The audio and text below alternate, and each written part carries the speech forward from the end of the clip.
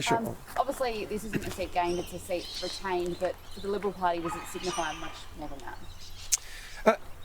Many people in the press, certainly Daniel Andrews and his colleagues, were taunting us over the last few weeks about what would happen here in Warrandyte. And it was as much a referendum on the Andrews government as anything else. The people of Warrandyte made it clear. They're sick of the corruption, the waste and mismanagement.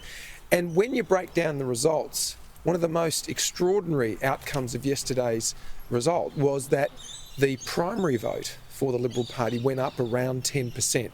And what we're seeing in that is many Labor voters shifting directly from Labor to the Liberal Party. And they're putting their trust in Nicole and the Liberal Party. And that's a very significant shift. And it tells us that the work we've been doing as an opposition has been having an effect. We're doing our job. We're holding the government to account. And we're not letting the government get away with waste and mismanagement and corruption. And I think what the result here in Warrandyte showed yesterday is people understand that, and they've given us a tick of approval and an indication that they want us to keep going down that path. But at the same time, we're also working constructively in the Parliament to show the Victorian people that we're also intending to be constructive and positive in developing solutions for the challenges Victoria faces.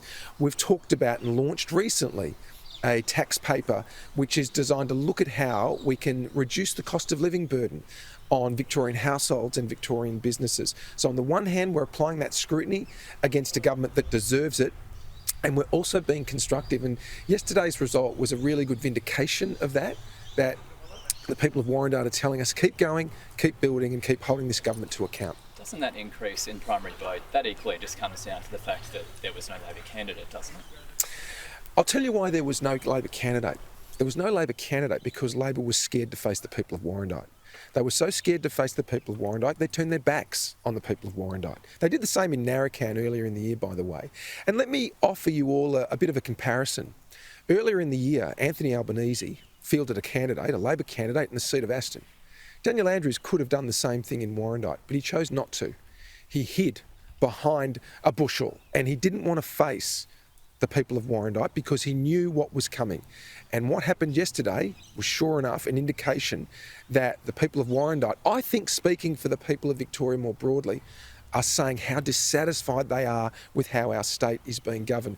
And what the people of Warrandyte are saying is they want a government that acts on principle, that acts honourably, that acts responsibly with people's money, that treats our state's reputation with the value it deserves. We've always been a state that's been proud nationally, proud internationally. We've been a host of global events and we've been proud of it as a major events capital. And the people across our great state are concerned about how that behaviour of the Andrews government in cancelling the Commonwealth Games, the debt, the taxes, the interest that we're paying every day on debt that's getting out of control.